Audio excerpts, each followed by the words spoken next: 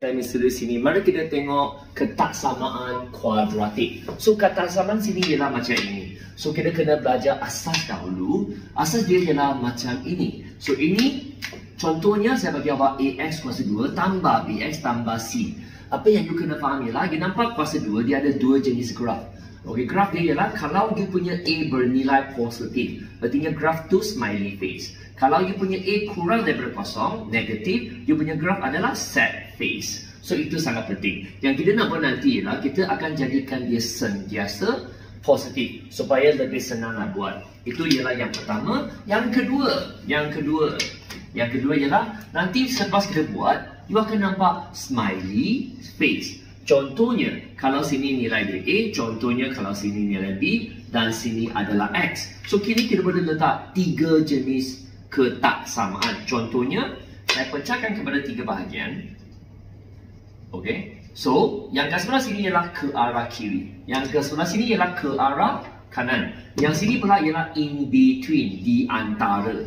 Antara A dengan B. So, macam mana tulis ketaksamaan dia ialah kalau nilai dia kat sini, kat sebelah kanan. Artinya letak X, anak panah ke kanan. Nampak? Ikut anak panah, dia letak B. Kalau dia kat sebelah kiri, letak X, ikut anak panah, letak A. Kalau dia kat tengah-tengah, you kena letak X kat tengah-tengah, turunkan A, turunkan B, nampak? A turun, B turun, then to the left, siap. Itu ialah jawapan kat tengah-tengah. Jawapan kat kanan dan jawapan kat kiri. Ini basic dia. Sangat pada kita tengok soalan SPM 2021, soalan yang ada AVAX untuk ketaksamaan. Langkah pertama, dia sebagai AVAX, ganti masuk ke dalam dahulu. Okey, lepas you ganti masuk, you akan dapat begini.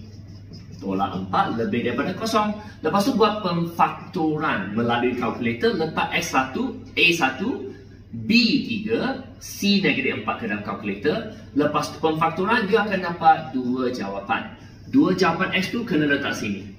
Yang kecil dengan yang besar. So lepas tekan kalkulator, dia sepatutnya akan dapat macam ini. Okey, iaitu X tu bernilai negatif 4 dan satu lagi X bernilai 1 menggunakan kalkulator. Okey, dalam video saya sebelum ni saya ada pernah tunjuk macam mana guna kalkulator. Dan lepas itu apa yang you kena buat ialah kalau nilai A dia positif, yang saya pernah kata tadi, kalau nilai A depan dia positif, graf you adalah graf smiley face. Kat X kuasa 2 depan positif, smiley face. So sekarang kita lukis smiley face melalui dua titik ini.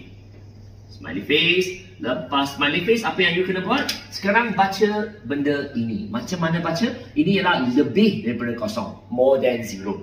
Lebih daripada kosong artinya jawapan you adalah di atas paksi X. Apa arti di atas paksi X? Artinya garisan ini dan ini. Di atas paksi X. Kalau jawapan dia kat dua-dua tempat sini, berarti satu kat sebelah kanan, satu kat sebelah kiri. Dan macam mana tulis jawapan?